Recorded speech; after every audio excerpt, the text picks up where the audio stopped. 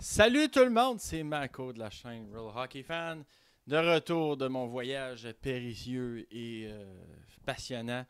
Je vous fais une vidéo aujourd'hui, c'est ça, un petit peu d'actualité. On va regarder un petit peu ce qui s'est passé. Oui, je suis en retard quelques jours par rapport à l'actualité, mais bon, que voulez-vous, j'avais des tâches à accomplir. Donc voilà. Je ne parlerai pas de match aujourd'hui, je ne parlerai pas de prédictions, ça, je l'ai déjà fait en masse. Puis c'est ça. Bref, fait que, j'espère que la vidéo va vous intéresser. Abonne-toi à ma chaîne. Partage la vidéo avec les plus gentils amis que tu as. Puis, même petit like également, c'est bien apprécié. Comme quoi que tu aimes ça. À la fin de la vidéo, évidemment, là, si tu as aimé ça, ben, fais-moi les savoir. Puis, fais des commentaires, des opinions. Donne-moi ton opinion sur peu importe quoi.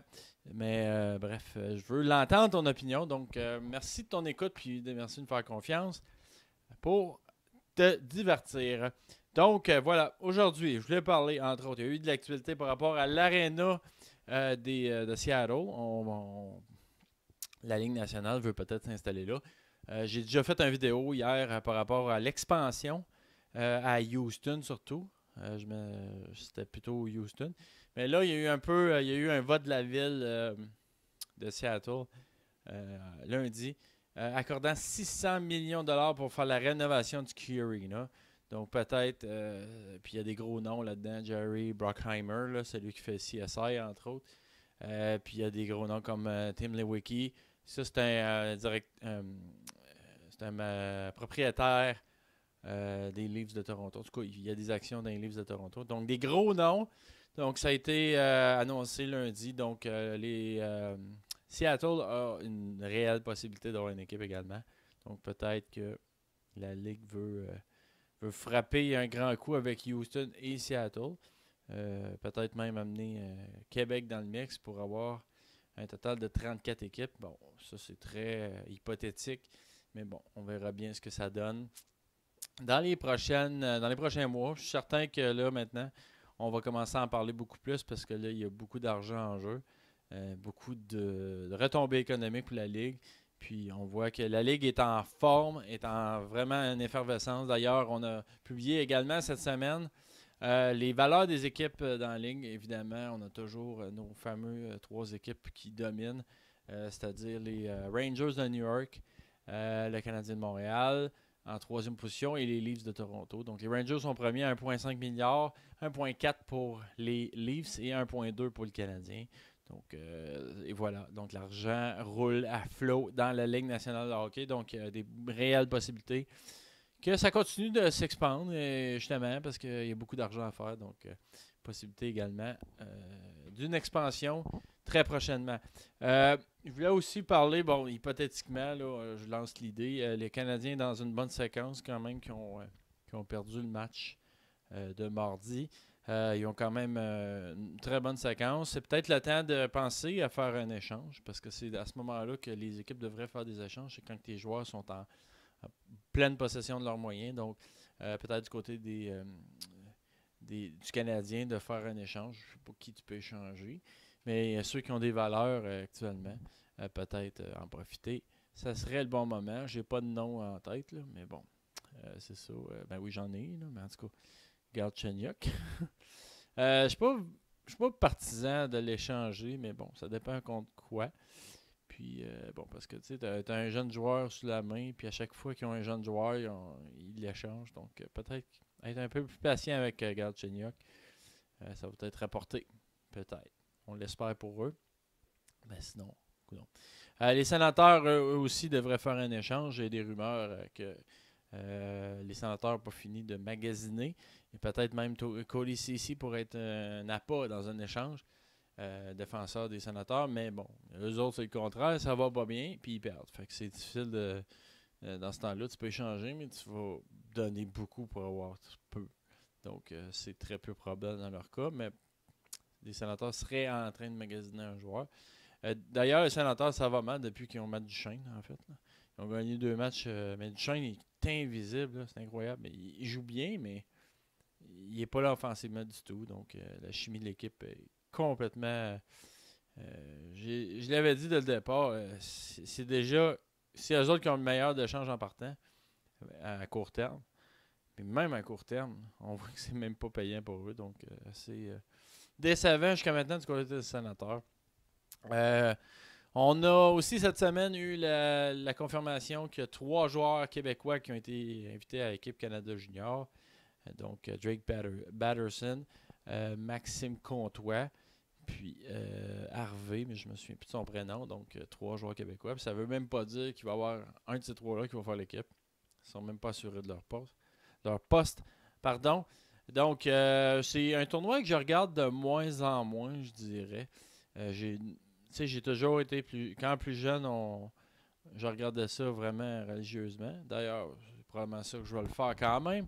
Mais bon, on regarde un petit peu moins ça dans les dernières années. Mais c'est quelque chose qu'on va sûrement jaser. On va regarder, on va faire des chroniques par rapport à ça prochainement.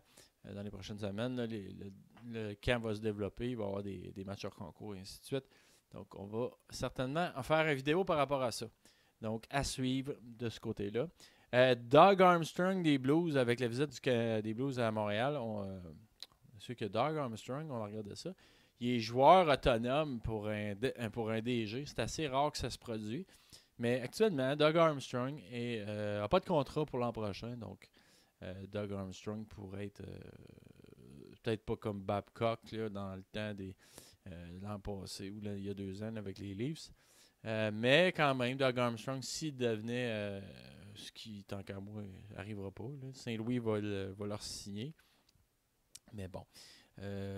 Jusqu'à maintenant, il n'y a pas de contrat à son actif. Donc, peut-être de ce côté-là, ça va être quelque chose à voir du côté des Blues de Saint-Louis. Peut-être ça va être important de signer quand même leur gars qui est l'architecte de cette équipe-là depuis 2008 qui est là. Donc, une très bonne séquence pour eux. Puis, c'est la stabilité. Puis, les Blues vont bien en plus. Ils sont dans les premiers de la ligue. Donc, il se doit de garder Armstrong comme DG.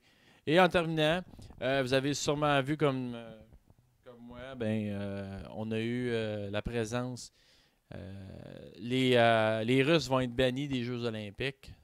Du côté du hockey, ce que ça fait, évidemment, je ne penserais pas qu'ils vont laisser les Russes jouer, tout simplement. Peut-être qu'ils vont faire une exception parce que c'est une équipe, mais je ne penserais pas. Puis ça serait un peu bizarre qu'ils jouent sur le drapeau olympique. Donc, ça serait un peu bizarre. Donc, pour le tournoi de hockey, déjà que les joueurs de la Ligue nationale ne sont pas là, si en plus, ils vont jouer sur le... Les Russes ne sont pas là. Puis, déjà, c'est ça, tu n'as même pas les meilleurs joueurs au monde. Là, les Russes avaient une chance de gagner facilement, tant qu'à moi, le tournoi. Parce que les meilleurs joueurs canadiens, c'est pas la même chose que... En tout cas, les joueurs amateurs ou les joueurs dans le KHL, c'est pas la même chose que les meilleurs joueurs russes. Donc, les Russes avaient une grosse avantage. Mais là, ça se peut qu'ils peuvent même pas jouer. Puis là, la KHL menace également de pas envoyer les joueurs, qu'ils soient russes ou non, aux Jeux olympiques. Donc, ça va être quoi le calibre des Jeux olympiques? Tu t'attends à voir les meilleurs au monde, puis finalement, tu vas avoir des joueurs de 3e ordre. C'est vraiment pathétique, cette situation-là.